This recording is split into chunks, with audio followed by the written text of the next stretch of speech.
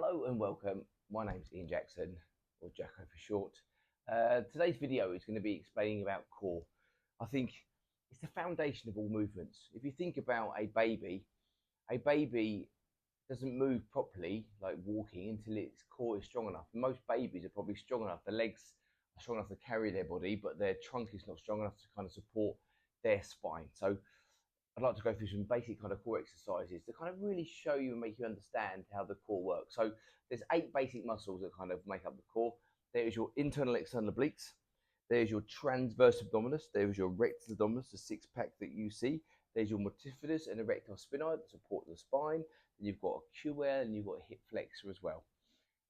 So like I said about babies, you think babies will be on their back and they'll be wiggling around and moving their arms and legs around until they've got enough energy to roll onto their front, or core strength to roll on their front. Then once they're on their front, they'll kind of be wiggling here, still getting core and everything firing, and then they'll eventually get up on here and they'll be rocking backwards and forwards until they're used to moving, and then they'll start crawling.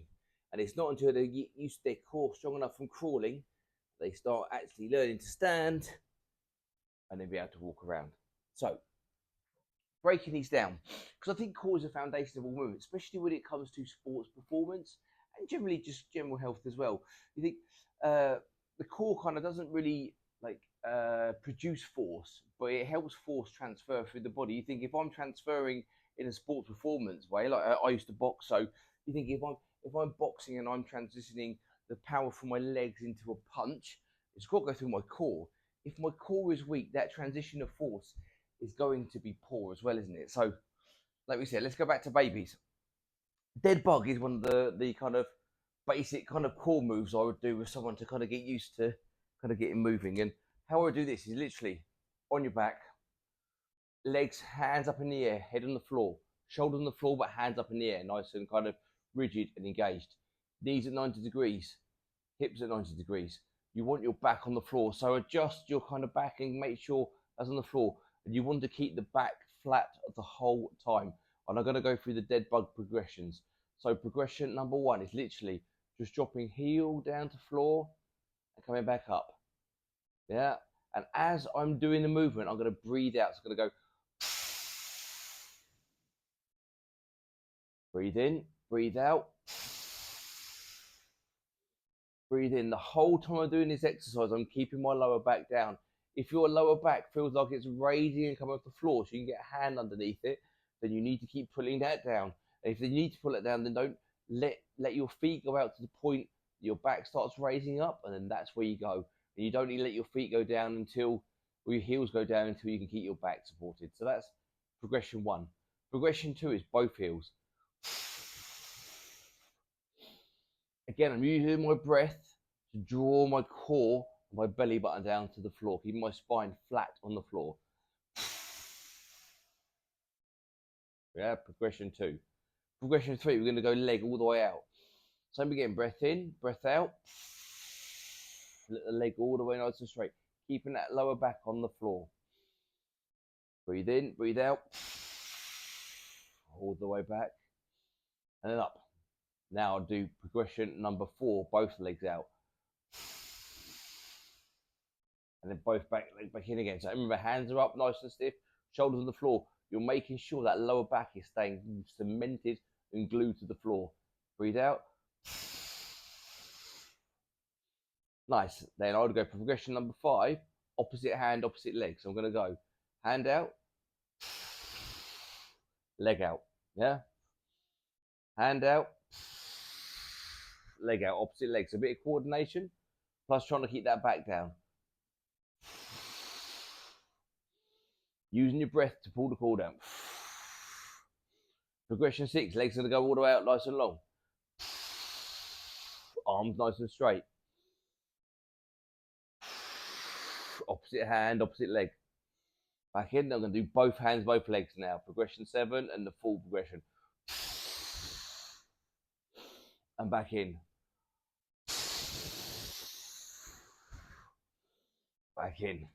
Yeah, so the whole time I'm using the core to pull this down. And I would go for 3 sets of 10 of one of the progressions. And when you can complete the 3 sets of 10, then take it back up again. And it should be controlled, and it's going to burn if you do it properly. Yeah. So then, next better core exercise. Remember, babies on their front, there on all fours. So once you've mastered the floor dead bug progressions, then you can be here. So on a kind of tabletop position, shoulder under hands, yeah, hips over knees. And then progression 1 is literally just going to be bringing hand up. Hand up. Progression 1. Yeah. I would say this is progression 1 as well. Just leg out. Leg out. So all part of progression number 1. Hands. Remember again, using your breath to kind of engage core. And when people say engaging core, I'd imagine that you're stopping yourself from having a wee and doing up really tight jeans. You're trying to kind of pull and zip the core up, and you're doing up the tight jeans. You're trying to really kind of pull all these internal muscles in and up. So progression 1 is hands and feet. Progression 2 is I'm going to go hand and foot. Yeah. And when you're doing this, if you're teaching it or you're even kind of doing it yourself, what you don't want to be doing is making everything moving around. You'd imagine you had a kind of cup of water in your lower back, and as you're moving your hand out and your arm out, that cup of water is going to stay. Your hips aren't twisting, your body isn't twisting. Once you've done, you can do progression 2. I would get up on your hands and your feet in like a kind of bear crawl position, and then we're going to go hands. Yeah. Progression 3, hands. Yeah. Progression 3, feet. Progression 3, feet. Yeah. Then progression 4, we're going to go hands and feet, and even I start stabilizing a bit more now. Hands and feet.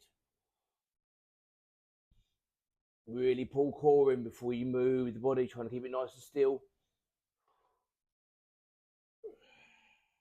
Then once you've mastered the kind of bear position, then you can start doing some kick throughs.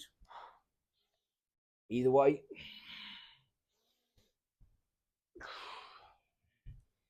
Yeah. You can do some toe taps, touching toes. Yeah. Touching knees and knees.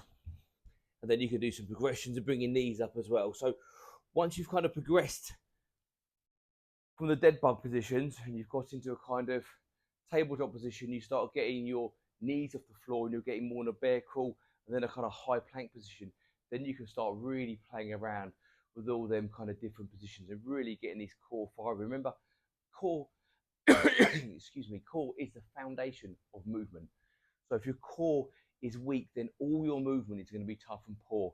Like your hip stability is going to be poor, your posture is going to be poor, your spine and your potential for kind of sore back and problems as you get older is going to be huge. So play around with these progressions. Remember, every progression I would do 10 reps, 3 sets. Then once you can smash that, take it up, play around, have fun. Remember, exercise and movement is celebrating what your body can do. It's not punishment at all. Like our bodies, we've got one chance in this world. So get that freedom of movement and enjoy the movement. Right, change lifestyle, change life, best in health pension. Health's the only thing you have. Right, big love, peace.